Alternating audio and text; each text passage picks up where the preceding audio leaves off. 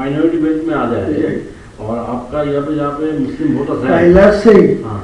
मेरा जो ऑप्शन रहेगी, मैं जो 1000 करोड़ रुपया आपको मांगते हैं ना, तो मैं 300 करोड़ रुपया में पहले से वो जो आपको बिहार में जो चुनाव नीतीश कुमार जी जो फॉर्मूला में किया, जो 1,000 करके 12 महीने में एक साल में 12,000 है, वो दे दिया 10,000 करके पर फैमिली। तो पूरे वोट तो आपका पास चला गया। क्या हालत? मतलब आपका कहना है कि ऐसे ही आप उसको बेवकूफ बना, लेकिन उन लोग क्या इतना बेवकूफ बनेगा? जरूर बनेगा ना। आपका आप तो पास ज्यादा बुझेगा।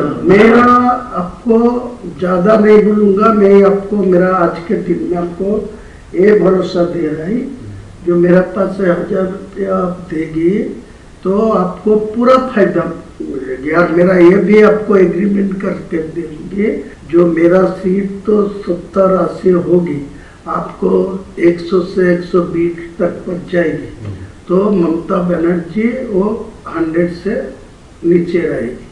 तो मैं साफ चुनाव को बाद लोगों को समझाएगी, जो सेंट्रल में बीजेपी है, इनको 3 टर्म्स जो ममता बनर्जी था, कोई डेवलपमेंट नहीं हुआ मुसलमान के लिए, कोई डेवलपमेंट बंगाल में नहीं है। 100 का गारंटी दिया, जो 100 दिन का जो काम लेबर का, वो भी पैसा अभी तक नहीं मिला ठीक ठाक से।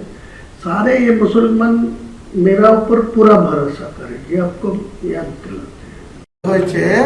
सांसद সেখানকার স্কিম আসে আর নালা ভর্তি হয়ে যায়, জলে বন্যা এসে যায়, সেটা ঠিক করতে পারে না।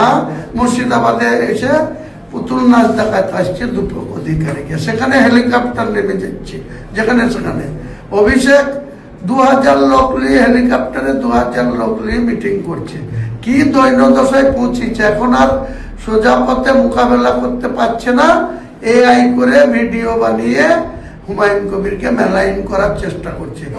ওই অভিষেককেও ছাড়বো না, মমতাকেও ছাড়বো না, কুণাল ঘোষকেও ছাড়বো না, ববিকেও ছাড়বো না।